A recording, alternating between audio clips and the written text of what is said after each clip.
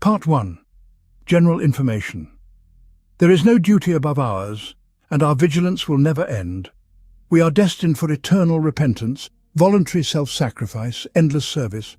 We are the sentinels who shall never be relieved, yet we stand watch gladly, for we bow to him who gave us life, and in return we are bound to protect him. We shall never attain redemption, for we do not deserve it, but only fools might think that this diminishes our resolve. The Adeptus Custodes are the personal bodyguards of the Emperor. For 10,000 years they have safeguarded the Emperor of mankind and defended the gates of his palace. But now the golden blades are unsheathing. For the first time since the Great Crusade, entire armies of 10,000 battle among the stars. Woe betides those who stand against them.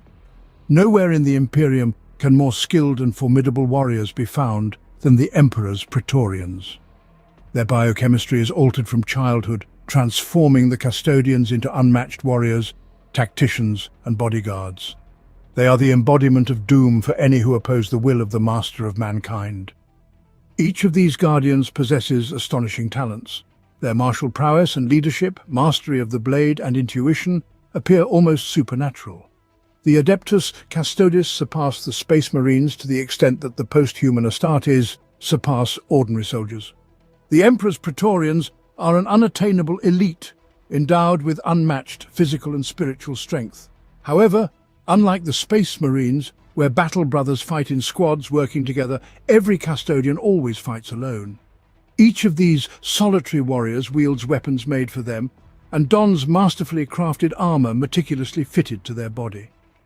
With such equipment, one custodian is not inferior to facing a dozen skilled opponents. If Praetorians are deployed in significant numbers, they simply sweep away enemy armies, vastly outnumbered though they may be. When shield companies of the golden shining Adeptus Custodes charge into attack, the Emperor's enemies scatter before them like smoke driven away by the storm's gale. In battle, the Praetorians are akin to mythic heroes come to life. Using all manners of equipment from their arsenal, they achieve unthinkable victories. The swift vanguard forces of the Virtus Praetors on their Dawn Eagles decimate enemy armor, while the Alaris Terminators with equal ease fell the heretical leaders and colossal monsters with their blades. It is too late when the enemy realizes that the battle is lost. The Emperor's Praetorians have slaughtered their commanders, reduced their machines to piles of wreckage and cleaved deep into their ranks. The foes can only flee in panic, but even escape is unlikely to save them from annihilation. Such a fate awaits all who dare defy the Emperor of mankind. Yet even a small contingent of custodians can break through enemy lines in a whirlwind of bloodied blades. These warriors are, first and foremost, guardians, not conquerors. They are the Emperor's bodyguards, the so-called 10,000, who have been safeguarding their lord from dangers since time immemorial. The Emperor began his ascent on Terra during the darkest period of an era known as the Old Night. The cradle of humanity had then become a nightmare abode, where armies of non-human creatures fought under the command of insane warlords, subjugated to the will of corrupt and depraved overlords. It is no surprise that the chronicles preserved from those dreadful times are locked away in the deepest dungeons of the imperial palace. However, if a brave scholar were to penetrate these ancient archives, he would find that even in the earliest sources recounting the Emperor's deeds, there are mentions of the warriors accompanying him, tall and mighty with plumed helmets and golden spears, amidst all the horrors of the Unification Wars, through the doomed rebellion of the Thunder Warriors, and in the early stages of the creation of the Imperium, the Custodian Guard remained the loyal blades in the service of the Master of mankind. It is said that there was no sight in history more majestic than the Golden Legion marching to battle under the leadership of the Emperor.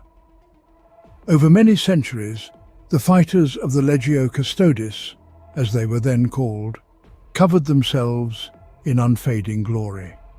No army could withstand them, led by the incomparable Captain General Constantine Valdor. Even during the era of the heresy, a civil war of galactic scale, the Emperor's Praetorians maintained their relentless determination and impeccable loyalty. Throughout the Imperium, they were lauded as the greatest warriors of the master of mankind. But in the decisive hour of this epical confrontation, the Custodians tasted the bitterness of defeat for the first time. Warmaster Horus struck down the master of mankind, and his bodyguards failed to fulfill their sworn oath. In the following millennia, the Praetorians carried the heaviest burden of shame and dishonor on their shoulders.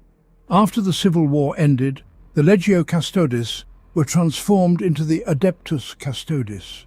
They no longer fought alongside their sovereign, for the emperor had become a maimed half-corpse, and only the machinery of the Golden Throne prevented his mighty spirit from extinguishing.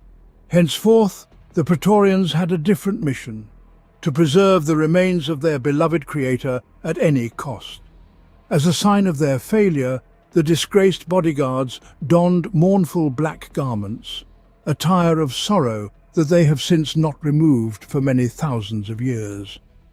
The Adeptus Custodes maintained their vigilant watch for long centuries. Because phenomenal genetic technologies were employed in their creation, these warriors do not age like ordinary men, and only the gravest of wounds can disrupt their supposedly endless lives. Many of the Praetorians are significantly older than 1,000 years, and throughout their existence the fighters have continuously honed their skills, refined themselves in all manner of secret knowledge and scientific disciplines, as well as practiced tactical maneuvers for any possible turn of events. Through ritual doctrines known as the Blood Games, the Custodians incessantly test the defences of Terra. During these games, the Praetorians, under various guises, examine all possible routes through which an enemy might breach the walls and gates, safeguarding the Golden Throne. Furthermore, the Emperor's bodyguards employ fractal mind exercises, strategic calculations spanning entire centuries, and complex combat simulations in hallucinariums to maintain perfect battle readiness in case they must once more wage war beyond the planet. After the enigmatic Great Rift occurred, and Robert Guilliman, Primarch of the Ultramarines, once again assumed the role of Lord Commander of the Imperium, the time had finally come. Across the galaxy, armies of chaos-worshipping renegades and howling hordes of demons burst forth from ethereal storms. The Sol system itself has come under attack. Humanity's bitterest foes have drawn within striking distance of Holy Terra. It gradually became apparent that the Adeptus Custodes could no longer bear a silent vigil in the palace, while the Imperium turns to ashes, and the flames of war edge ever closer with each passing day. Threats to the Golden Throne are so severe that they must be eliminated in advance before gaining strength. Therefore, leaving behind a garrison of custodians to guard the Emperor on Terra, dozens of shield companies set out to the stars to annihilate the enemies threatening to again wrest their master from them. The attacks of the Praetorians are like a blade of the Emperor's own fury, honed over 10 millennia of preparation. Of course, since the times of the heresy, the Custodians have participated in other wars as well. Mere mortals would lose their minds in terror if they learned of the secret campaigns that the Emperor's guards conducted both within and beyond the throne world. The bodyguards held back the onslaught of lethal inhabitants, sealed with the runes of the crypt under the Himalaic shelf. They conducted forays into warp spaces filled with living nightmares, eradicated cults in the endless tunnels of the Manufactura Americum, and executed followers of extremely radical inquisitors convinced that the Emperor could achieve true ascension only after death. Such battles did not cease even after 10,000 took the offensive to begin eradicating traitors and heretics across all known space. Like the Imperium as a whole, the Adeptus Custodes fight on all fronts. For a whole century I stood post, surrounded by the somber shadows of the Sanctum Imperialis, as motionless as a statue, yet always vigilant, ever ready to repel any unseen threat. Days, months, and years rushed unrestrained beyond these walls, but within them almost nothing moved and nothing changed. For 100 years I remained inactive, merely waiting, and yet, should any danger arise, I would have struck down the foe in an instant. Exactly a century have I stood post, and now as my watch ends, I tell you this: patience is a weapon too. In the dark age of technology, mankind nearly perished due to its own hubris. Leaving their cradle, humanity grew increasingly confident as they traversed among the stars. due to their inherent adaptability and martial spirit. Science and technology advanced at a breathtaking pace at the time, enabling the colonization of ever more distant worlds. The colossal expanses of the universe seemed to narrow as the capabilities of Terra's children grew, and the ruthless light of human progress drove Xenos civilizations into the shadows at the galaxy's fringes. A certain role in such successes was played by thinking machines, the constant development of new methods of interstellar travel, and the invention of increasingly unusual types of weapons. But the crucial factor in expansion became the ability and audacious resolve to alter the human genome. Believing in their own exclusivity, the tech-savvy monarchs quenched their unrestrainable curiosity and bent the laws of nature to their will, playing gods. Ultimately, such arrogance led humanity to catastrophe and then to the brink of total extinction. Planets were engulfed in bloody rebellions raised by local inhabitants, often unrecognizably altered after monstrous mutations. Genetic wars rolled across entire systems. The fire of Psi-apocalypse consumed the stars themselves. The gigantic human empire split apart in throes of terror and anarchy. An impenetrable veil of a long night descended. Terra found itself at the very center of this galactic disaster. The planet, once the jewel in humanity's crown, turned into a veritable hell, wrought by forbidden weapons and biological atrocities. Its inhabitants wandered in a darkness of ignorance. However, many of the technologies that destroyed civilization survived in caches within hermetically sealed bunkers and biomantic crypts. Gradually, driven by the whips of cruel dictators, humanity began climbing out of the abyss, and some of these caches inevitably fell into the hands of these self-proclaimed tyrants who were ready to wield the ancient weapons once again. Terra found itself under threat of annihilation.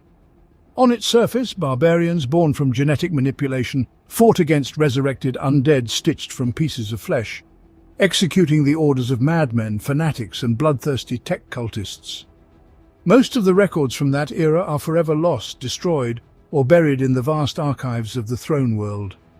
Nevertheless, a handful of people do know that it was during this period that the Emperor rose to power, and that he, whether a divine creation or a perfect superhuman, managed to wisely manage the treasuries of genetic data left behind by the former rulers of humanity. Relying on these ancient and dangerous technologies, as well as his own strengths, incredible and unknowable, the Emperor created warriors capable of uniting the planet. He faced a challenging task. He longed for peace for humanity, but success could only be achieved through military means. It is known by the most learned of imperial historiographers that in his early conquests, the Emperor employed living weapons, the legions of thunder warriors. The techno-barbarians who became powerful yet imperfect super-soldiers with limited lifespans fulfilled a specific task, after which they lost their usefulness to the master of mankind. When the thunder warriors realized that their days were numbered, the Emperor was already contemplating grander goals and was creating the first of those fighters who would later become the Space Marines. Even the most learned imperial sages cannot say when the master of mankind created the Custodians. The truth is hidden somewhere within the scattered testimonies of the past, stories told by primitive hieroglyphs or drawings on cave walls, and records preserved on stasis-locked piles of parchment or pages of tomes with genetic locks that none of the living can open. These documents speak of giant demigods who walked beside the Emperor, his reliable bodyguards and respected advisors privy to his secrets. The Legio Custodes fought alongside their lord at the walls of the Vilifactor's fortress and held back the baying beast hordes of trans-Nordic raiding tribes in a battle where the master of mankind slew the corpulent butcher god worshipped by the Northerners. Custodian blades took the head of Garsha the Decrier, pierced the heart of the Ur-Queen of Atlan, and drove back the iron fiends on the red fields of Primasalia. This is the little that remains in the echoes of those distant times.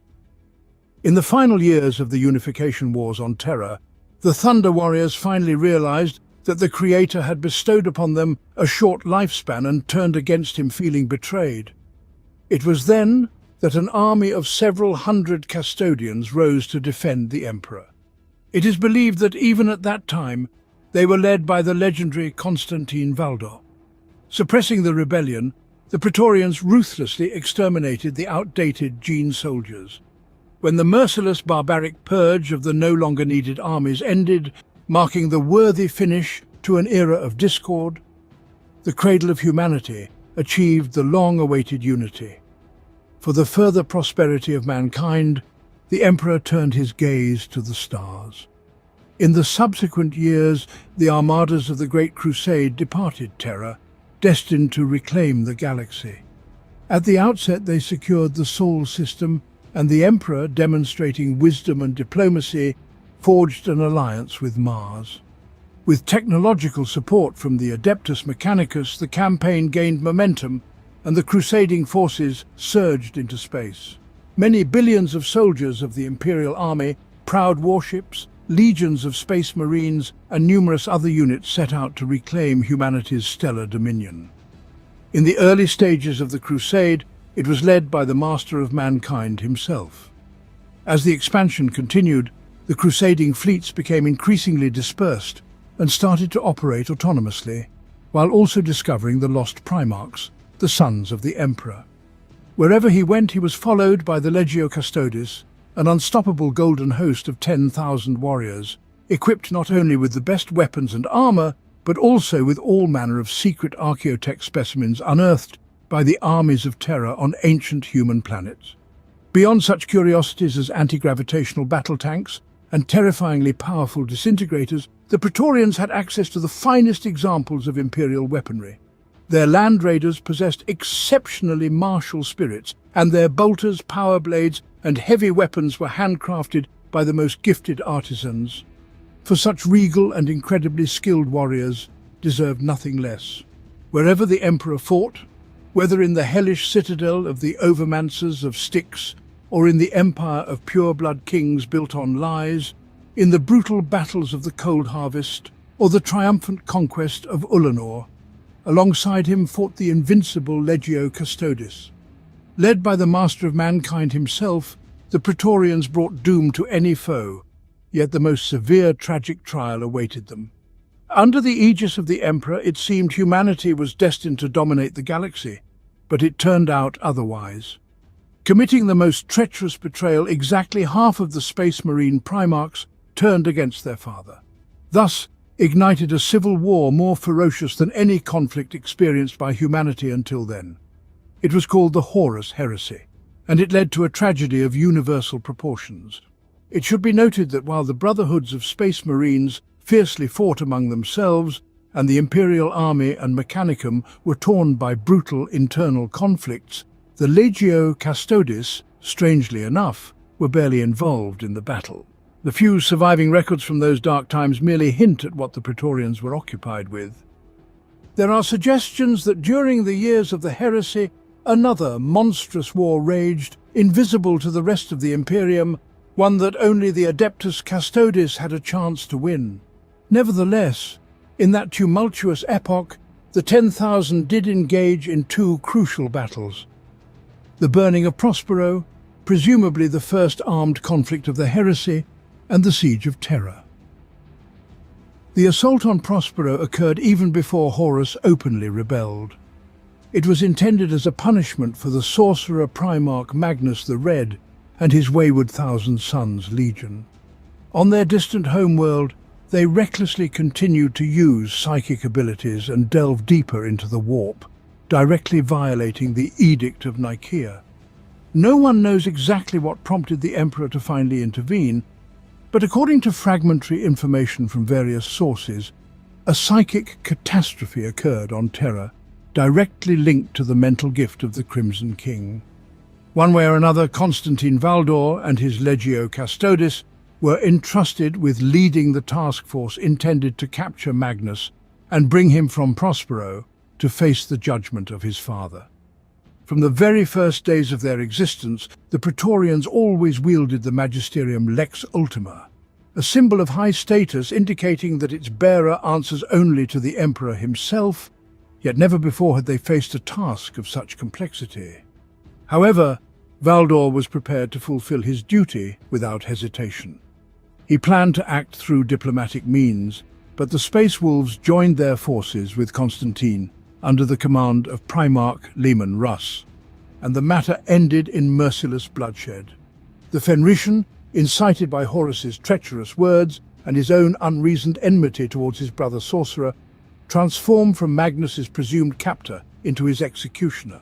Although the Captain General initially rejected Russ's insistent demands, it soon became evident that the warlocks of Prospero were tainted by corruption, forcing Valdor to take action. He led his golden-armoured brethren to the surface of the cursed planet, where the Custodes fought a terrible battle against many followers of the Crimson King, aided by the Sisters of Silence, whose null aura blocked the psychic attacks of the Thousand Suns.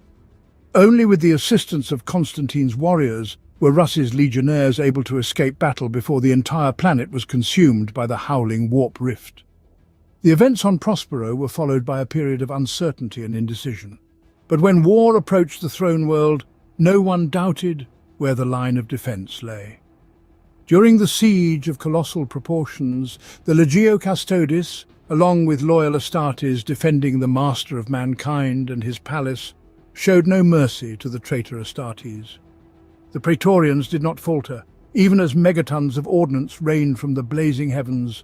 Demonic spawn broke through the veil of reality, and the traitor Titans unleashed salvos from their guns capable of obliterating cities upon the fortress walls. Throughout that nightmarish battle, Valdor and his 10,000 valiantly repelled one assault after another. Despite the heroism of the Custodes, to their eternal shame they did not fulfill the most crucial task before them. As is known, during the Siege of Terra, the War Master directed the course of the battles from afar, from the flagship, vengeful spirit hovering in orbit.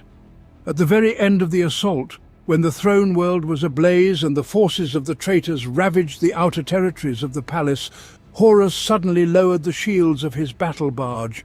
Why he did this, no one knows. Perhaps there remained a fragment of his old personality in Lupercal, seeking to thwart the designs of the dark gods.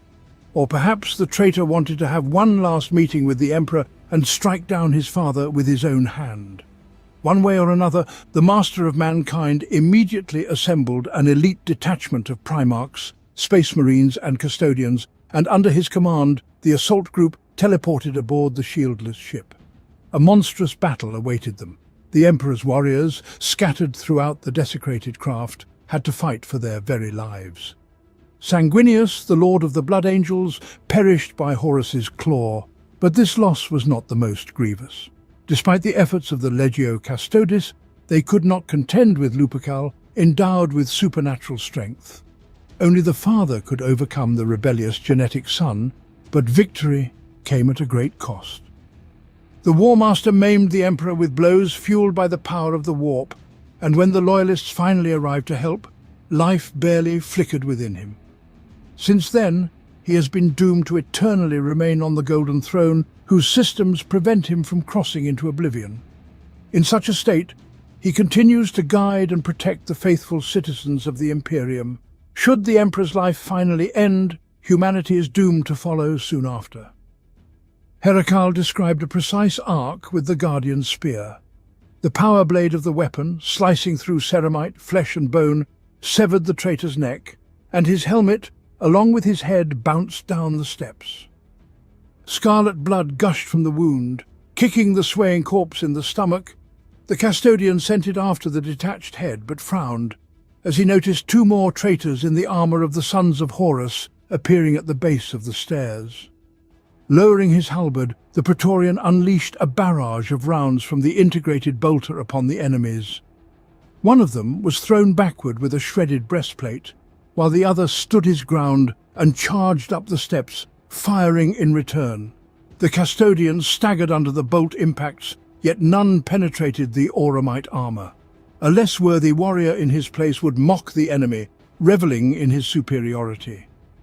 Heracles merely darted forward like lightning and pierced the faceplate of the legionnaire's helmet, who failed to dodge in time. "Area clear!" the custodian transmitted over the vox, disdainfully shaking the dead traitor off his spear. "The western staircase is also clear," Litinus's response came through, "Engaging at the northern arch," reported Artoris, and Heracles heard the clash of blades and the roar of bolters in the background. They wanted to break through the Peacemaker's square again. "The third time now," remarked the Praetorian, moving at a steady pace to aid his comrade. "Anyone more perceptive would have realized we are unbreakable." "The perceptive would not have turned away from the Emperor," Litinus responded. "True," Heracles agreed, the sounds of shooting growing louder in his ears. "Then our duty is to punish them for their folly." Rounding a corner, he cycled his Guardian Spear's autoloaders and ran through a mnemic assessment of the Peacemaker's square, its approaches, fire arcs, blind spots and trap zones. Within several seconds, the Custodian reached the northern arch. From the passage erupted the din of battle, and smoke streamed forth, pierced by flashes of muzzle fire. Heracles stood shoulder to shoulder with Artoris, noting to himself that the golden armour of his comrade was drenched with the blood of foes. "Glad to see you," said the latter, embedding rounds into the traitor legionaries advancing amidst the park's burning trees. "World-eaters!" Heracles uttered with venom, also opening fire. "Mad savages! Exactly so!" Litinus supported him, taking his place in their improvised firing line. "Let us exterminate them!" The Praetorians moved together towards the treacherous ones. Every bolt shell of the Custodians unerringly found its mark. Every impeccably calculated step and blade swing turned the deceitful berserkers' attack against them. As blood plattered around and the corpses of Astartes fell with a crash, Heracles felt within him a firm resolve.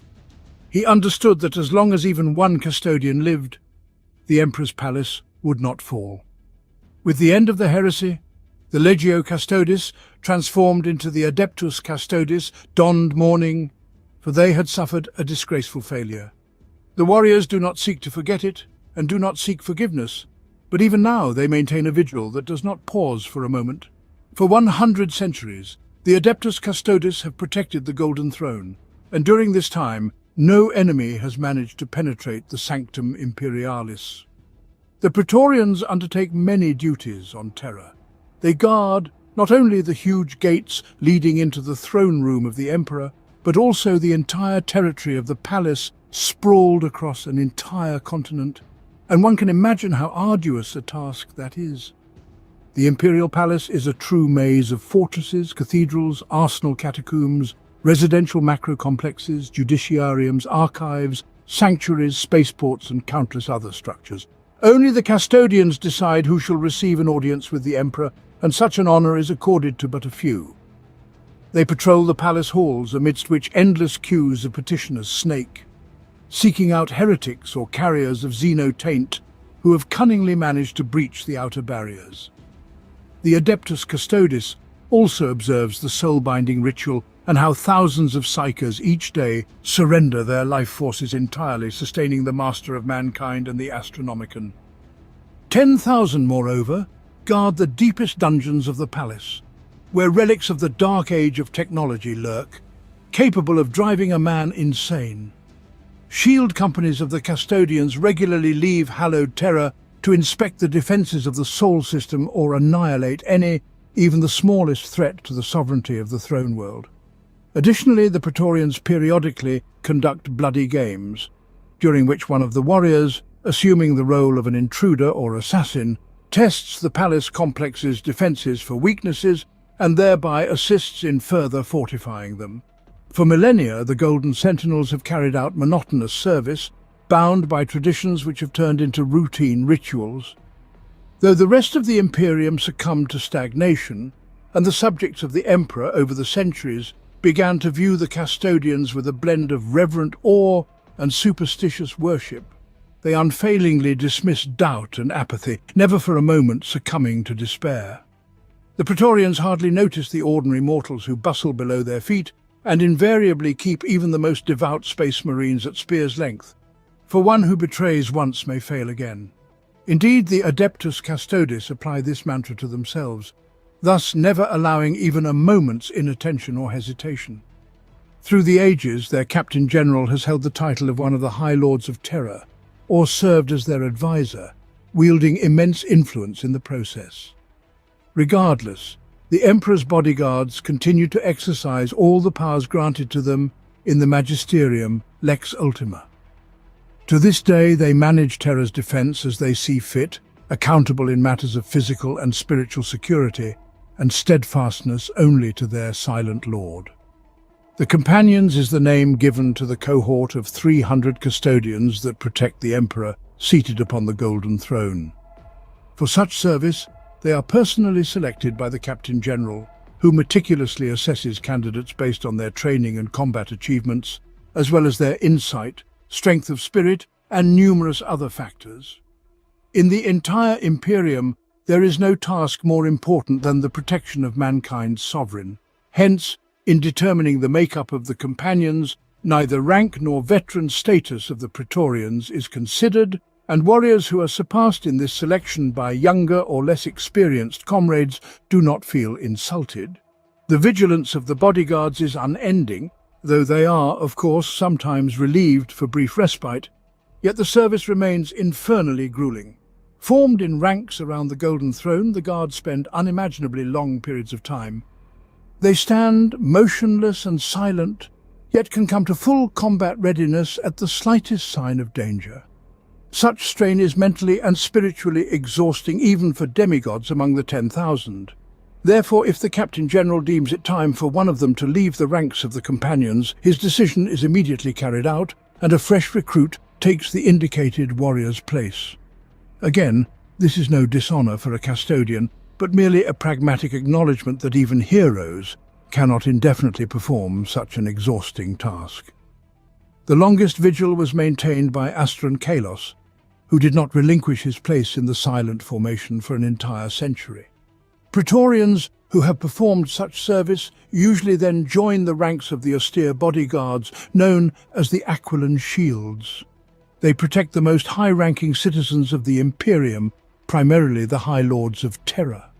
From the Master of the Navigators Guild to the High Logisticar of the Adeptus Administratum, the Lord Militant of the Imperium to the Shadowed Master of the Officio Assassinorum, the Companions have acted as guardians for them all. All the warriors of the 10,000 believe that fulfilling such duties is implied by their oath to the Master of Mankind, for in essence they guard those who are necessary for the successful governance of his domains. Nevertheless, it is precisely due to this role of the Custodes that the aristocratic elite of Terra holds them in special esteem. With the help of a handful of Custodes, the Emperor crushed the willful despots of the Age of Strife and brought Terra under his dominion. With just a couple of hundred bodyguards, he secured his success and quelled the rebellion of the Thunder Warriors. Now we number 10,000, and we stand ready to strike across the galaxy.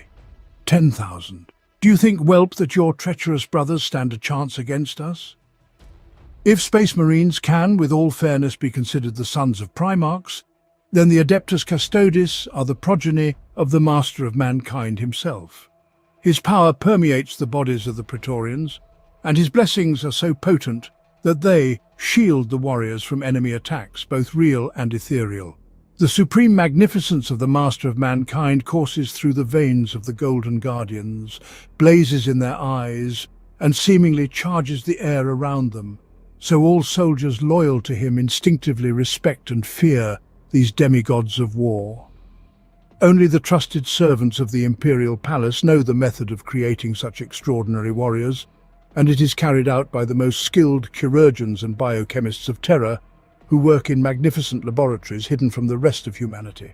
Since the Custodes fight solely for the Emperor himself, answer only to him, and are not subordinate to anyone else, the methods of replenishing their ranks are not disclosed, and even the High Lords of Terra cannot obtain this information. It is known that every Praetorian was once an ordinary infant born in one of the noble houses of the throne world. To commit one's child to the most glorious service in the Imperium is an unthinkable honor, and many prominent clans of Terran aristocrats have willingly given up nearly all their newborns to gain it. The genetic transformation of candidates begins while they're still in their early childhood. The earlier the creation of an Adeptus Custodes warrior begins, the higher the chances of success. During such selections, massive crowds gather on the Avenue of Sacrifice behind the Ascensor's Gate. Spectators fervently pray and enthusiastically cheer the worthy representatives of Terra's high society who march past, relishing the adoration of the masses. and at the end of the path, they permanently entrust their heirs to the Emperor's care. There is a reason why the numbers of the Adeptus Custodes, despite their impressive lifespan, have never exceeded approximately 10,000. Simply put, for every worthy candidate who becomes a guardian of the Golden Throne, there are many hundreds who meet failure.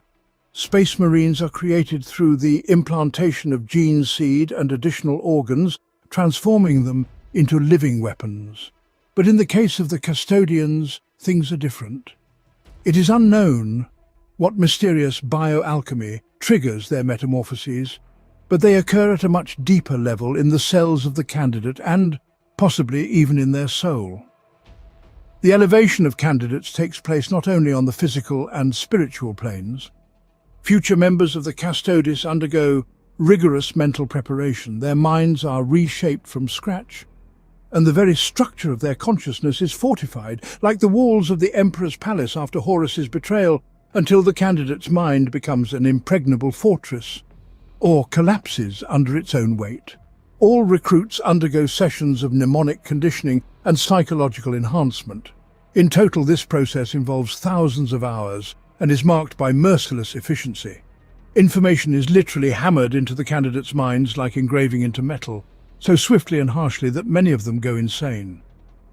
A custodian must not only master all aspects of military science, including the methods of assassins, counterintelligence techniques, threat recognition rules, and any means of eliminating opponents known to humanity, but also acquire knowledge in other disciplines that ordinary bodyguards do not require. Praetorians are obliged to meticulously study diplomacy and the principles of state governance, stellar navigation, space geography, history, philosophy, theosophy, art, and numerous other subjects.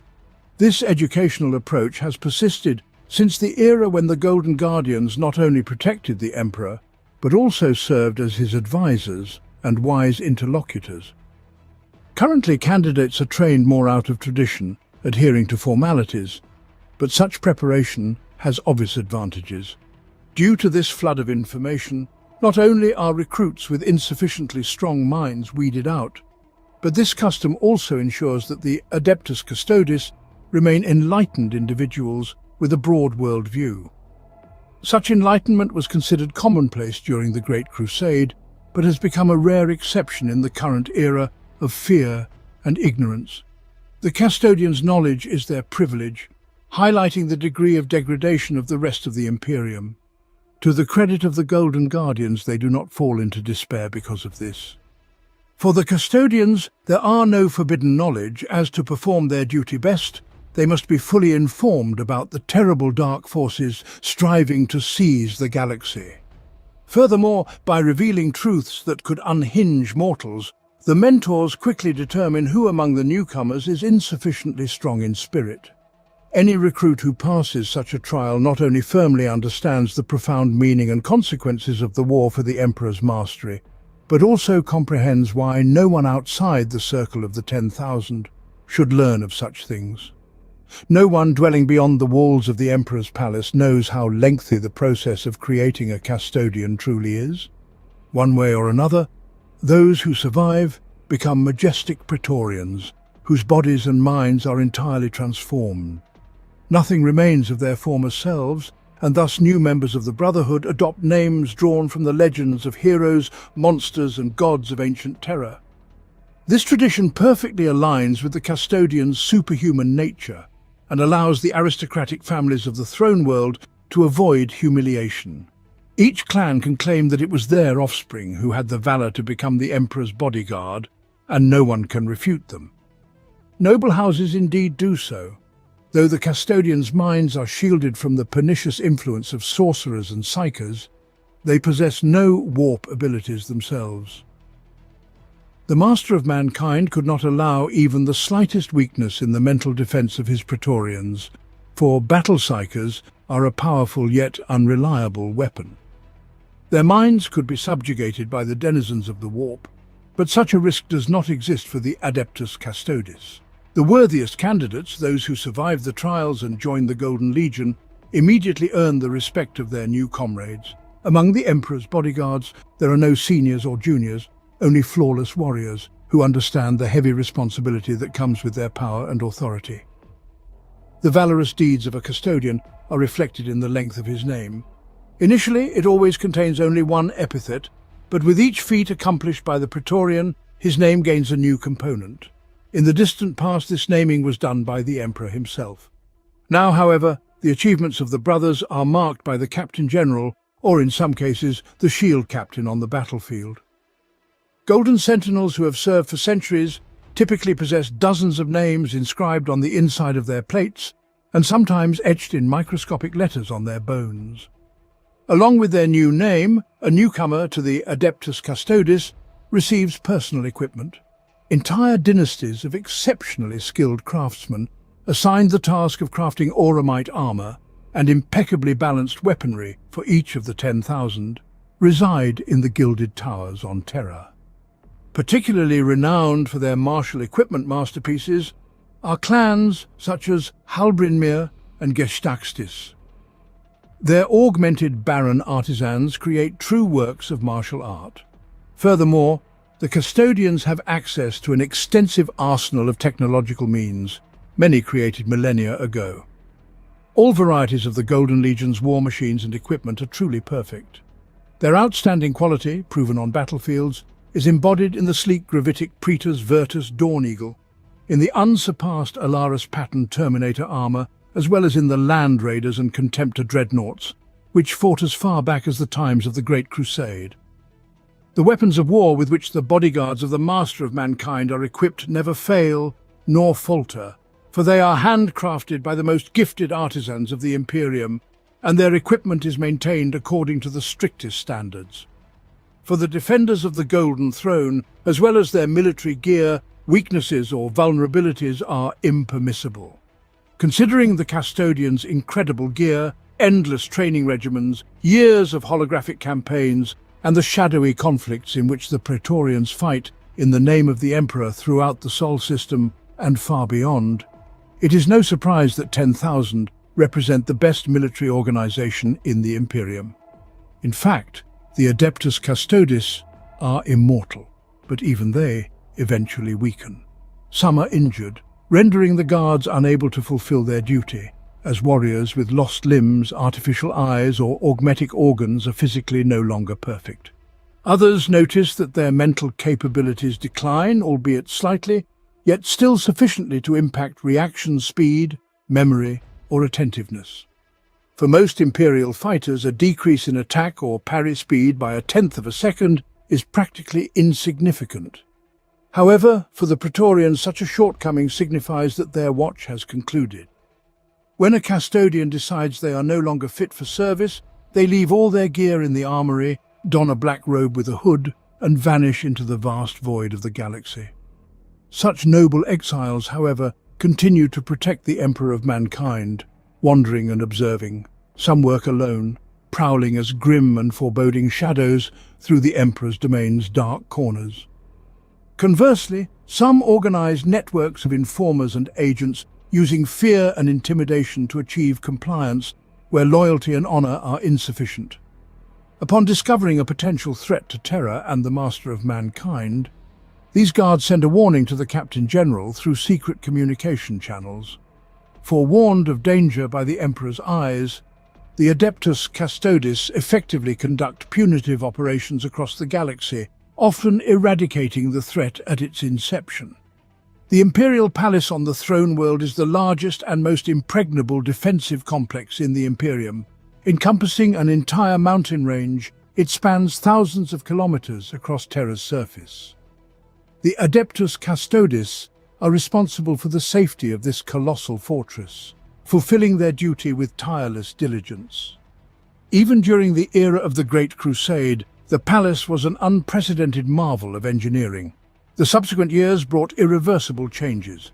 Initially, they had to sacrifice its beautiful architecture so the complex could withstand the siege of Horus's army, and the battle itself with the treacherous hordes of the War Master resulted in massive destruction. After the conclusion of the heresy, the halls of the Emperor were essentially rebuilt anew, now as the greatest fortress in human history. Over the last 10 millennia, it has continuously expanded both horizontally and vertically, gradually sinking into squalor. The once austere outlines of the palace are now buried under layers of Gothic embellishments and creations of the crude monumental style of the cult imperialis. What was once a light, magnificent structure has transformed into a hunched colossus, an awkward specimen of menacing architecture that flaunts its military might as if challenging nightmares from the dark void. Perhaps its fate is the most vivid metaphor for what has happened to the entire Imperium. But although the palace has become an ornate mockery of its former self, the custodians still guard it reliably, and this is quite a difficult task. The perimeter of the palace's outer walls stretches for thousands of kilometers.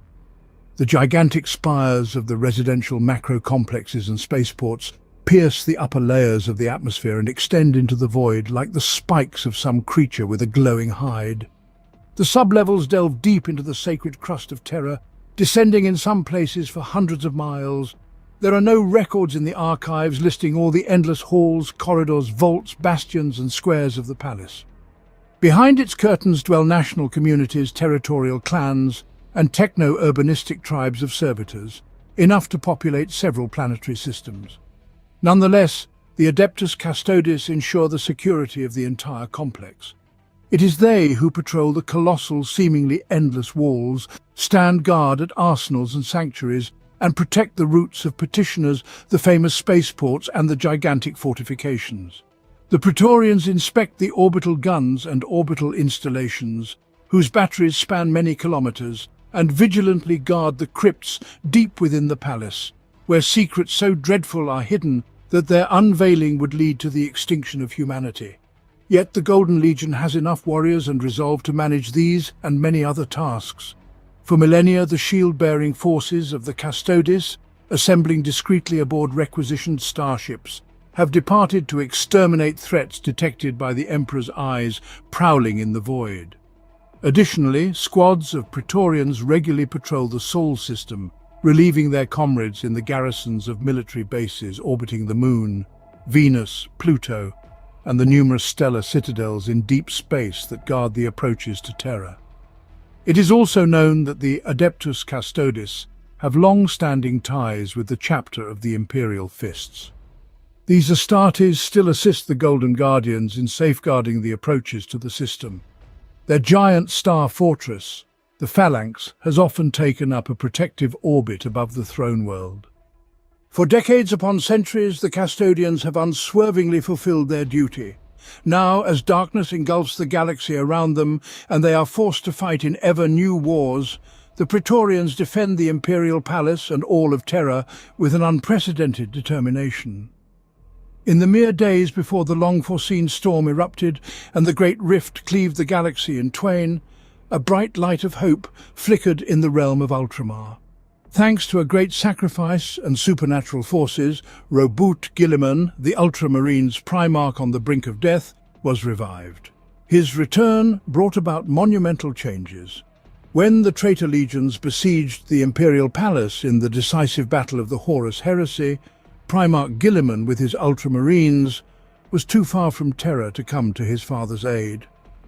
It is probable that the fate of the galaxy would have unfolded differently had he been present in that battle. Nonetheless, the resurrected Robert resolutely decided to never again make such a mistake. Seeing the dark threats looming over the entire Imperium, he took a desperate decision to embark on a crusade that led him through the stars by previously unseen bloody paths to the throne world itself. There, Guilliman was received with honor, and Aquila commander Kalim Varanor granted him an audience with the Emperor, after which the Council of High Lords of Terra reinstated Robert to the position of Lord Commander of the Imperium. Although the returned Primarch outwardly maintained a stern majesty, deep within he was shaken by the state of his father's domains. To repel the onslaught of chaotic hordes, Guilliman immediately began reforms, without hesitation dismissing the stubbornness and ossified literalism of the Adeptus Terra bureaucrats. The Primarch resurrected at a time none too soon, for soon after his endeavours began, the avalanche of fury unleashed by the Great Rift descended upon the Sol system. Although the throne world itself did not fall under the warp-spawned storms, it was enveloped by the shockwaves of imperial disruptions, temporarily severing the Astronomicon's beacon. All of Terra, from the highest spires to the deepest dungeons, was consumed by turmoil and despair. The Golden Legion had to quell riots, suppress the uprising of doomsday prophets and their cults, and exterminate frenzied mobs of desperate supplicants driven to madness. The Custodian guard squads fought relentlessly in the dark catacombs beneath the palace, where ancient horrors broke free from their chambers after the rune wards burned out. But the worst was yet to come. Aiming to deliver an ultimate blow to the Imperium that would shatter the entire state, massive hordes of Khorne's demons breached the veil of reality and assaulted the Lion's Gate. Hordes of howling creatures surged toward the palace like a crimson tide, and a fierce battle ensued. The gun batteries flanking the Lion's Gate, as large as battleships, were carving blazing craters into the ranks of the devilish army. Yet they could not win the battle by themselves. Then the combined army of the Adeptus, Custodes, Ultramarines and Sisters of Silence, led by Roboute Guilliman and Captain General Valoris, marched forth to battle the demons. They met the enemy at the walls of the Imperial Palace. The scenes of battle were reminiscent of the horrors of the Siege of Terra a century before, and once again the Praetorians crossed blades with the frenzied butchers of the Blood God. However, now the Custodians were led by some of the greatest heroes of the Imperium, fiercely determined not to repeat the old failure, and thus they prevailed. The assault was commanded by 8 bloodthirsters, but the warriors of the Master of Mankind cut them down or blew them apart one by one. The Golden Guardians also suffered enormous losses. Many noble defenders of the Emperor, who had protected him for millennia, fell under the blows of bronze axes, the hated spawn of Khorne. And yet, even though the skies themselves churned with blood-red clouds pouring scarlet rain upon the earth, the legions of the God of Anger gradually faded from existence, howling with rage and frustration. After the assault on the Lion's Gate, a grim truth became evident. Although the Inquisition arrested and executed a great many witnesses to the battle and endeavoured to destroy all traces of it, the leaders of the Adeptus Custodes officially acknowledged that they could no longer guarantee Terra's safety without adopting special preventive measures. If the servants of the Dark Gods breached the defense of humanity's cradle once, they could do so again. Therefore, Valoris and Guilliman, meeting behind closed doors, protected by intricate wards and layers of psi protections, discussed amendments to the status of the Adeptus Custodes. Naturally, they were not relieved of guarding the palace, and their comrades remained vigilant within the Emperor's throne room. However, as logically inferred from the oaths given by the Praetorians, they agreed to expand their sphere of responsibilities far beyond the bounds of the solar system. Since then, more shield hosts ventured on campaigns from Terra, guided by alpha-level astropathic interceptions, the prophecies of oracles, as well as reports from the Emperor's eyes, which continued their mission. The purpose of these groups was to eradicate the most dangerous threats to the existence of the Master of Mankind. In executing their missions, they travelled throughout the galaxy, even into the darkness of the Imperium Nihilus, beyond the great rift stretching across the cosmos. Yet they invariably cared for the sanctity of the throne world. To this end, several shield companies accompanied the Indomitus Crusade, assisting Guilliman as emissaries of the Emperor. They delivered reinforcements of Primaris Astartes and the technology for their creation to the beleaguered Space Marine chapters. Through their presence, the Custodians made it known that a gift had arrived from the Master of Mankind himself, and rejecting such an offering or neglecting it was unacceptable. Other shield companies became a permanent garrison at defensive outposts on the outer edges of the Sol system. Still, others ventured even further to safeguard key warp routes to Terra that yet retained stability. Some of the Custodians have been assigned special tasks and are now hunting arch-heretics, seeking artifacts necessary for the survival of the Imperium, or fighting a covert war against humanity's hidden enemies with doubled efforts. Never since the time of the Great Crusade have so many Custodians been deployed beyond Terra. Part 2. Organization of the Custodes. To an outsider, the structure of the 10,000 appears convoluted. To other imperial authorities, to whom the Golden Legion sometimes takes the trouble to report, its hierarchy seems excessively complicated and overly rigid. This is partially due to tradition, partially due to secrecy. In truth, the Adeptus Custodes are formed according to a reliable and tactically flexible scheme. The Emperor's Guardians, as a military formation, represent an army of unmatched warriors, each of whom stands above the representatives of any other organization in the human state. No agent of the Imperium has the right to command a custodian. Even such high-ranking individuals as members of the Council of Terror and Lord Commander Guilliman can only request assistance from the Praetorians, but not demand it. As befits a brotherhood of elite warriors, the internal hierarchy of the Adeptus Custodes is extremely transparent. They are led by a Captain General. This post has been passed from one valiant commander to another throughout millennia since the mysterious disappearance of Constantine Valdor. Such a leader possesses full authority over the Golden Guardians, acts as the ceremonial deputy of the Emperor himself, and speaks on behalf of the Master of Mankind. One level below is the Custodian Tribune, a group of 10 veterans of the Golden Legion who serve as advisors to the Captain General. The composition of this structure regularly changes to ensure a mix of wisdom, experience, and fresh ideas. A member of the Tribune can only be a Praetorian who has been honored with at least 10 names and has led his brothers to victory in battle at least 3 times. The minimum term of service in this organization is 10 years, and a warrior spends them away from the front line as he directs all the resources of his mighty mind to support the Captain General in matters of strategy and diplomacy. On the next tier after the ruling council are the Shield Captains, gifted commanders leading other warriors with unwavering heroism. The various titles of these officers, from Supreme Castellans and Aquila Commanders to Master Guardians, are often determined by specific duties.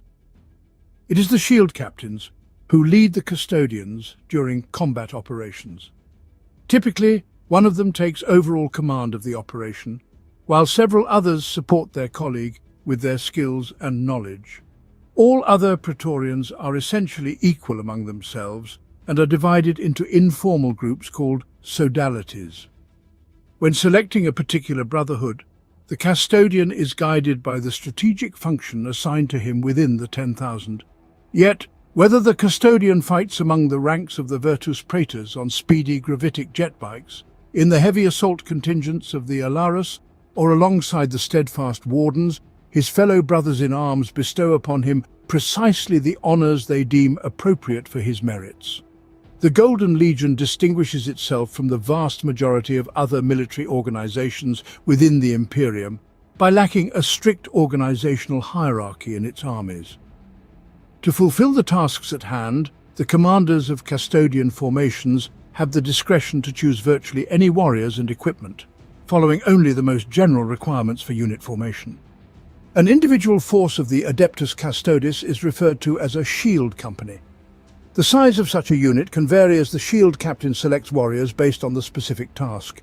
He can assemble anything from a handful of Praetorians to a formidable army bolstered by gravitic jet bikes, tanks and dreadnoughts. Under normal conditions, a shield company consists of 40 custodians led by one shield captain.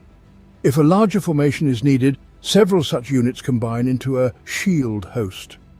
This formation, consisting of dozens or even hundreds of Golden Guardians under the command of shield captain conclaves, wields sufficient might to crush any enemy army and conquer an entire star system. Such a powerful force is mobilized only in exceptional circumstances, when no other armed organization of the Imperium can be entrusted with the operation, and then the host goes to battle to fulfill the will of the Master of Mankind with unwavering determination. Typically, several shield captains command a shield host, advised by the wise counsel of a Vexillus Praetor, while a single shield captain still leads each company, though in some cases he is aided by a few particularly distinguished warriors. The supporting forces and resources attached to a shield company are referred to as the Imperatus Auxilia. These include armored vehicles, dreadnoughts, temporarily assigned warships, and even non-combatant field agents. All auxiliary forces and resources assigned to the shield host, serving its constituent shield companies, constitute what is termed Maximus Auxilia. However, in practice, they still fight alongside their parent shield companies. As an example of a shield host, one can cite the Solar Furies, first assembled in the late 36th millennium for a battle against Necrons that awakened on a planet perilously close to Terra. Since then, units of this host have fought together numerous times, typically gathered to counter threats that unexpectedly emerged near or within the Sol system. It is important to note that the Solar Furies are an exceptionally large formation. Typically, a shield host refers to any assembly that includes 2 or more shield companies under the direction of several shield captains. In the depths of the palace, incarnate nightmares and supernatural terrors from the depths of the old night are imprisoned, creatures capable of erasing the Imperium without a trace. The duty of the shield host of the Shadow Keepers is to guard them until the end of time. These custodians are entrusted with the keys to the sigil-sealed gates hidden within the dungeons of the Imperial Palace. Only the Shadow Keepers know how to unlock the runic locks, dismantle the wards, and traverse the sacred circles. And only they are aware that such actions must never be permitted, for the dungeons contain something so monstrous that if it escaped, it would threaten all of humanity with madness. The burdensome watch is entrusted to a complete shield host. More than 100 Praetorians patrol the unlit, silent corridors, vigilantly guarding the dreadful legacy of the Age of Strife. Most mortals would lose their sanity performing such a task. Though no sound emerges from the forbidden cells, and nothing is visible behind the doors, the very air in those passages is saturated with an atmosphere of dread, and from the constant presence of evil, shadows thicken and crawl across the walls.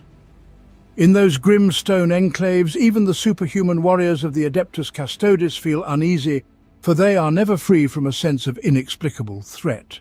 The fact that the Shadow Keepers perform their duty flawlessly, sometimes remaining on duty for decades without relievers, speaks volumes about their discipline and spiritual resilience. This shield host includes many custodian wardens, for their oaths of protection help the fighters focus on their singular task, forgetting all else. The commanders of these ominous sentinels are equipped with ancient weapons of mysterious origin which are permissible to use as a last resort if anything escapes from the dungeons.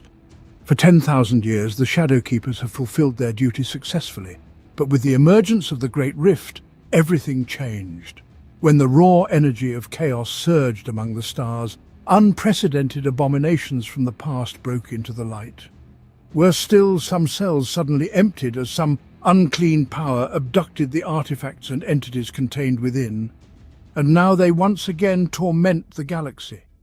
Fearing what might happen if the formidable relics of the Age of Strife fall into the wrong hands, the detachments of the shield host finally ventured beyond Terra.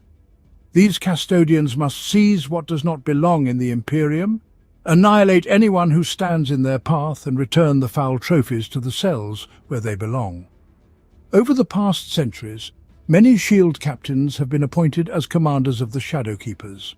With the position comes the title of Jailer, which remains with the custodian forever, and earns him the deep respect of all his brethren. Such a warrior must be the most vigilant of guards, the most watchful and alert warden on Terra.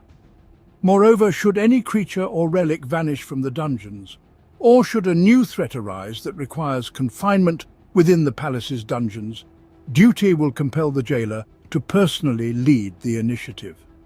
Currently, this position is held by Shield Captain Borsa Thirsk, who has served in this role for a century and a half. He is a stern and fearsome warrior of devout intent, utterly fearless, unyielding, and ever vigilant. An ideal jailer. Prior to the outburst of the galaxy-wide storm, Thirsk had only twice left Terra.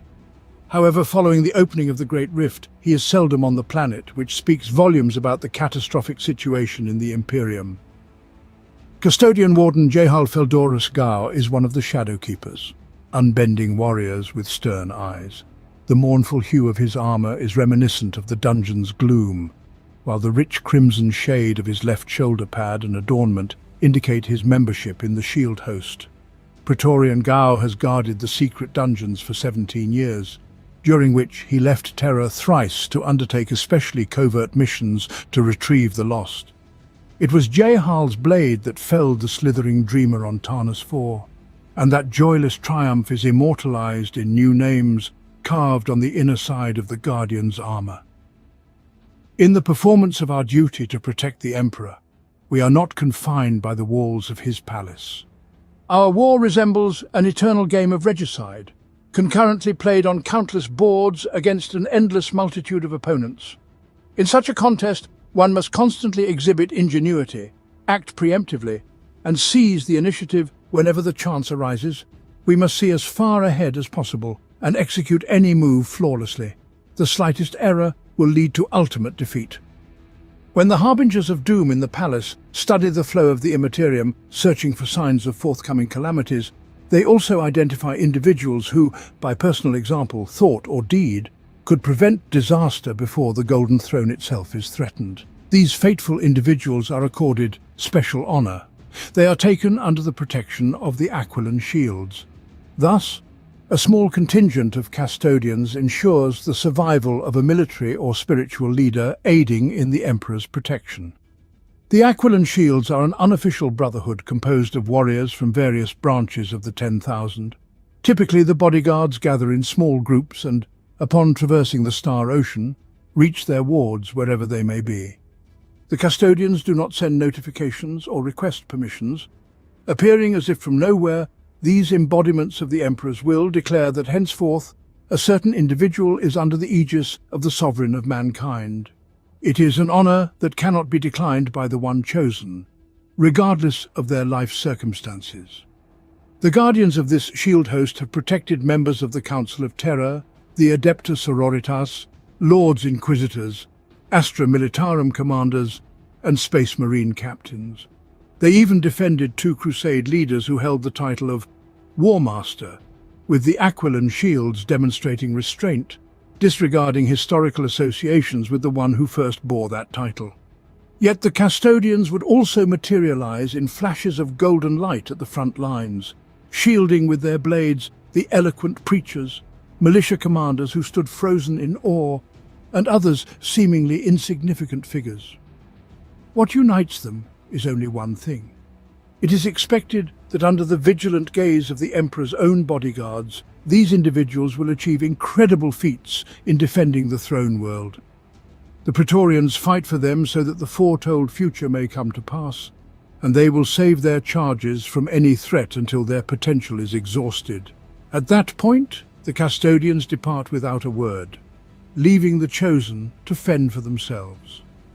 Often this ends poorly, but the Aquilan shields are no longer concerned by such matters unless the safety of the Golden Throne is threatened.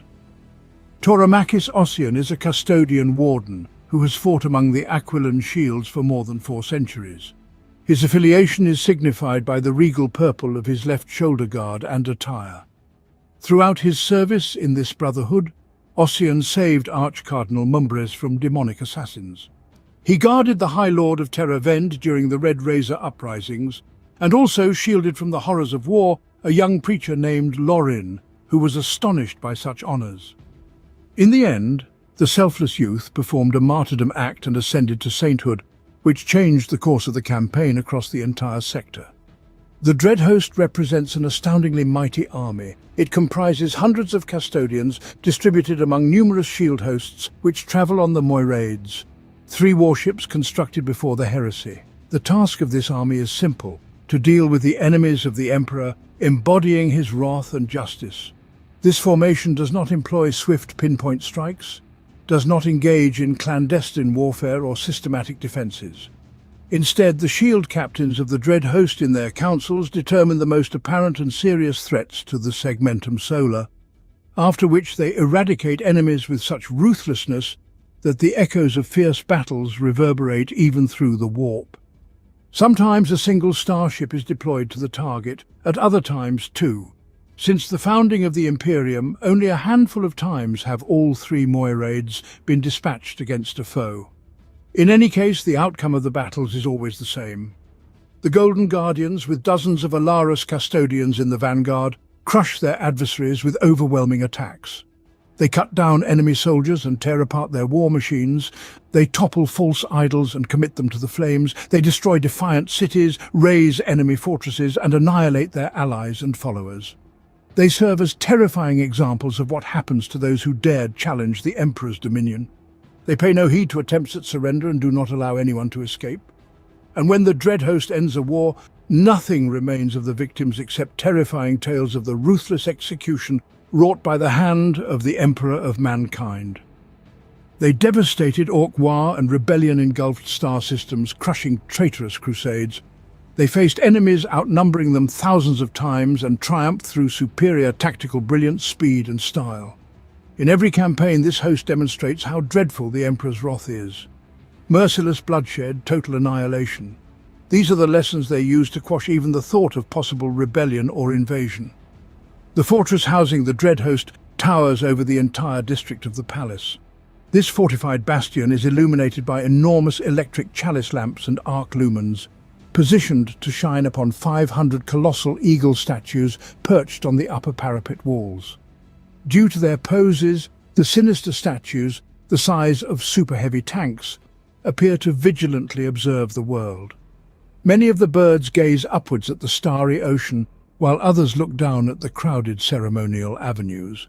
Many superstitious people believe that the eagles atop the sanctum of 1,000 eyes can perceive treachery wherever it lurks, and that through the statue's eye sockets the Emperor himself watches, seeking darkness in human hearts. In some sense, this is true. Inside each statue is a complex of long-range augers, servitor agitator modules, and multiband listening devices transmitting data streams to the Citadel's data chapels. Using this information, the dread host identifies the Golden Throne's dangerous enemies, destined for annihilation. Custodian Guard Calisarian Tristrain Desh has served in the dread host for only 6 months, yet within this time he has participated in 2 different theatres of war deemed a step away from terror on a galactic scale. During the Purge of Cormium, the Praetorian mercilessly slaughtered nearly 2,500 renegade guardsmen. At the battle for the Corvinium mines on Triton, he impaled the patriarch of the Gin Stealers, ending the life of the foul cult's master in a fountain of hissing ichor. Desh proudly wears the mourning black pauldron and white terriges, symbols of his shield company, one currently composing the Dread Host. Among the star-spanning domains of humanity, the Sol system stands as one of the most fortified. For the Adeptus Custodes, its planets, spaceports and transit routes are extensions of their master's palace, thus requiring vigilant protection. In humanity's native star system lie hundreds of military bases, from the massive orbital fortresses of Luna to Jupiter's cloud-piercing strongholds and the deep space battle stations in the Halo Belt. Billions of guns threateningly peer into the dark expanse of the galaxy, prepared to annihilate anyone who dares encroach upon the locus of the Imperium's power. Above every interplanetary route loom armoured towers and bastions adorned with gargoyles, warded against the unholy machinations of the many enemies of mankind's overlord. Entire armadas of the Imperial Navy patrol these paths, seeking out the slightest hint of danger. Yet for terror, perhaps no line of outer defence is more reliable than the custodians of the Solar Watch. The warriors of this formation, consisting of several shield companies of varying size, are bound by oath to guard the distant bastions of the throne world's defences. These Praetorians consider themselves the first true line of the palace's fortifications. It is their sworn duty to prevent any external threat from reaching terror, and thus they incessantly patrol the routes between the void structures and planets within the Sol system, never for a moment letting their vigilance waver. While the Solar Watch primarily travels aboard Navy vessels and interstellar trade ships, it boasts an impressive fleet of venerable land raiders and largely employs mechanized formations. This allows the Praetorians to respond swiftly in potentially dangerous situations and to crush adversaries through overwhelming force. Serious threats to the Sol biosphere are rare, yet they do arise. Thus, the Custodians have played a key role in eradicating cults of demon worshippers, thwarting inquisitorial coups and combating insidious Xenos infiltrations on every planet except Mars. Formerly the powers of the Golden Guardians, extend to the strongholds of the tech priests as well. But the Adeptus Custodes are wise enough not to sour relations with the servants of the Omnissiah. They visit Mars only infrequently, trusting the adepts of the Mechanicus to handle their local malefactors. The Captain Generals, who favour active defence, occasionally task the Solar Watch with conducting so-called Talon raids, assembling forces in the strength of shield companies for these sorties to strike the most dangerous foes in the star systems closest to Terra. The Solar Watch does not expend resources on attacks in combat zones, where significant Imperial forces are already present. These custodians prefer to eliminate threats in their infancy, or to annihilate enemies that have breached other lines of humanity's defences. Stationed within venerable land raiders, the Praetorians crash into the enemy with primitive armoured wedges. The Golden Guardians prioritise the destruction of enemy commanders and the most powerful creatures or machinery. When the enemy army is stripped of its capability to conduct hostilities, the Solar Watch makes a sudden withdrawal, leaving the final mopping up to the ordinary forces of the Imperium. It is no surprise the task of safeguarding the Sol system is vitally important, and the custodians cannot leave their posts for extended periods. Pedanoris Caligus fights for the Solar Watch and bears the heraldic colours of the formation, marble, white and red. He is the oldest and most respected warrior of his detachment, consistently aiding his comrades with confident and flawless advice.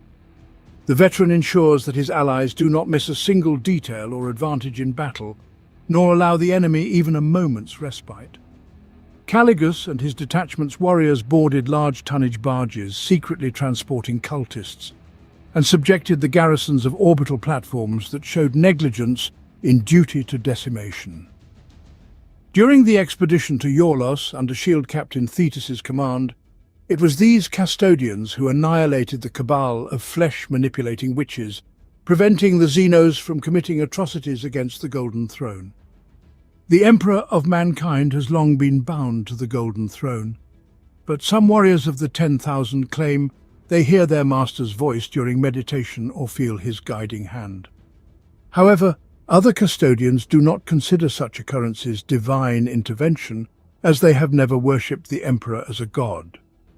The custodians believe they are touched by the indomitable will of the Master of Mankind, who resides in a maimed body, still giving instructions to his bodyguards as he did in the times when he fought alongside them. Praetorians who feel this bond with the Emperor of Mankind most acutely become emissaries imperatus. By coming together, they engage in discussions and deep contemplation to interpret their master's possible wishes. With the tacit approval of the Captain General, these guards bring messages from the Master of Mankind to Imperial commanders, or in some cases retrieve some ancient device from the palace vaults, then present it to the champion of humanity who would best use the relic. Messages from the custodians have altered the routes of entire crusades. Thanks to them, the Emperor's servants have eliminated threats or found hordes of archaeotech that would otherwise have eluded human attention. Emissaries imperatus have been seen beyond Terra for millennia, albeit rarely and in small numbers. Now, however, following the return of Guilliman and the commencement of the Indomitus Crusade, these Praetorians have become notably more active. When the Primarch announced his intention to grant the secrets of creating Primaris Astartes to the loyal Space Marine chapters, his plan met some resistance from the Adeptus Custodes, who feared the over-empowerment of those who once rose against the Emperor and could rebel again. But dozens of messengers of the throne intervened in the debate, declaring this the will of the Emperor of Mankind. They embarked on the crusade alongside Guilliman, and many chose the role of Virtus Praetors, mounting jet bikes to swiftly deliver news of reinforcements to besieged chapters. Furthermore, the presence of the custodians alone compelled even the most orthodox orders to accept Primaris warriors into their ranks. No one would dare reject a gift extended by the hand of the Master of Mankind. Archimalus Tychor became an emissary imperatus over a millennium ago. He fights as part of the custodian warden squad known as the Veritas Proclamation, proudly wearing the red shoulder guard and grey-white robes of his shield company. It was Tycho's hints bestowed upon him by the Emperor that guided the sacred Adeptus Mechanicus Explorator, Crusade Gamma Hades, to the archaeotech treasures of Heng's world. It was Archimalis's blade that felled dozens of massive orcs, who were the first to reach the techno-riches of that planet. Veritas' proclamation returned to Terra just shortly before the Great Rift was unveiled, and the warriors of the division were among the first to voice support for the Indomitus Crusade. These warriors are crafted by the art of the Martian priesthood, and now they are bestowed upon you by the will of the all-powerful Emperor. Enough questions. Rejoice in the honor that has befallen you today. The immortal master of mankind himself grants you the gift of hope, and you will accept it with sincere gratitude and reverence. Otherwise you shall become traitors just like those you fight against. Once, a full-scale invasion of Terra was deemed utterly unthinkable. After the emergence of the Great Rift, that era has gone into the past. Currently, the Sol system boasts some of the most reliable fortifications in the galaxy, where garrisons of resolute warriors stand under the aegis of technology and faith. Yet the defense of the throne world primarily relies on the Adeptus Custodes. Should any bold or reckless invader approach the boundaries of the Sol system, their fleet will be attacked even before crossing the Mandeville Point. There, within the asteroid belt, Colossus space forts anchor on Imperial anchors, manned by specialized regiments of the Astra Militarum. Other outer regions of the system are blocked by 1,000-kilometer fields of void mines, between which prowl monitor ships and enormous hunter-servitors of intimidating appearance, shielded from the vacuum's effects. Should invasion forces breach such a barrier, they will find that resistance only intensifies as they progress deeper into the system. In the darkness, soar powerful patrols of the Imperial Navy from the Solar Line fleet starships, their angular silhouettes foreboding doom to any who come into their sight. The gloom is pocked with observation chapels, fortress docks, fighter bases and countless gun platforms whose shipboard lumens shine like man-made constellations. Grey Knights of the Inquisition and Adeptus Mechanicus all hold fortifications within the Sol system with formidable defensive forces. Furthermore, as per the Throne World's edict signed by Guilliman, Terra and its neighbouring planets have been granted the right to muster numerous armies for self-protection. Considering the unceasing efforts of the Solar Watch and the presence of the Phalanx, the indomitable battle station of the Imperial Fists in geostationary orbit, it is evident that the Sol system is virtually impregnable to enemy armies. Yet there exist threats to the Golden Throne that are not so apparent, for which the Adeptus Custodes must maintain a special vigilance. Endless streams of pilgrims, traders, officials, adepts, fanatics, emissaries, refugees and many other people flow to Terra from all over the Imperium. Every day, thousands of starships emerge from the Immaterium, following strictly predetermined approach vectors to Venus, Mars, Jupiter, Luna, and the Throne World itself. Every planet and moon in the Sol system is surrounded by living and docking platforms, while celestial bodies with sufficiently solid surfaces are built up with colossal residential complexes, manufacturer, and city-sized fortifications. An inexhaustible river of humanity flows here along the space routes, and people are crowded everywhere. In such conditions, sedition, tumult, and heresy inevitably flourish. Naturally, it is the task of the Inquisition to eradicate them, and some of the most fervent agents of the Ordos devote their entire lives to this goal. Nevertheless, even the most pious servants of the Imperium can succumb to evil, such as nihilistic ideologies, the taint of chaos, or the living magnetism of xenofanatics. This is precisely why the Adeptus Custodes consistently maintain a presence in the Sol system, patrolling and combing it with their own forces.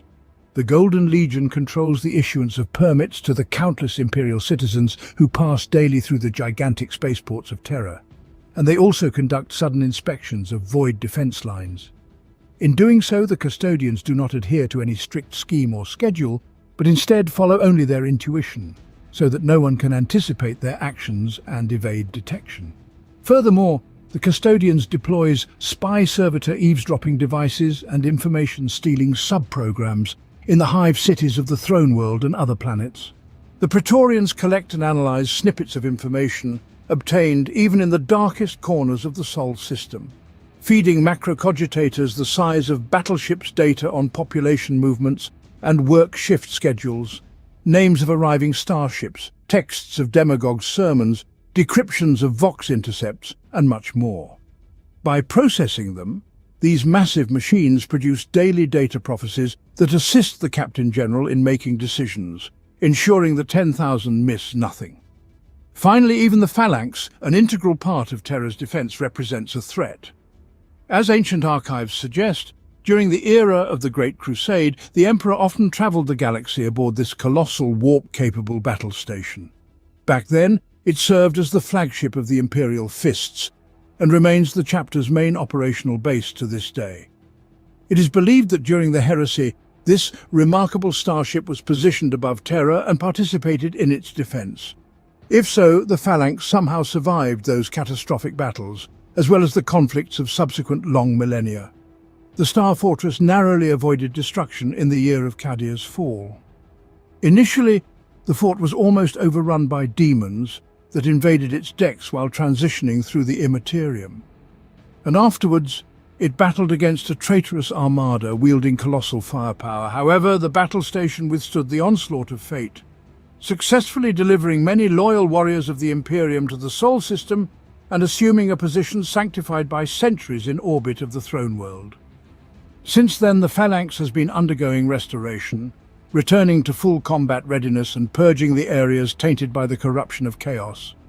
The Citadel's sections are in constant turmoil, with crews of genetically enhanced workers scurrying back and forth, and the adepts of the Ministorum endlessly reciting their lengthy prayers.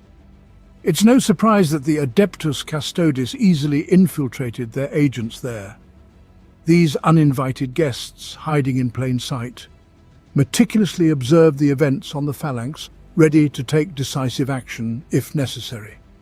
From the Custodes' perspective, even the most loyal Space Marine chapters are theoretically capable of treachery. Praetorians, by duty, forget and forgive nothing, for they know how trust in the Primarchs ended.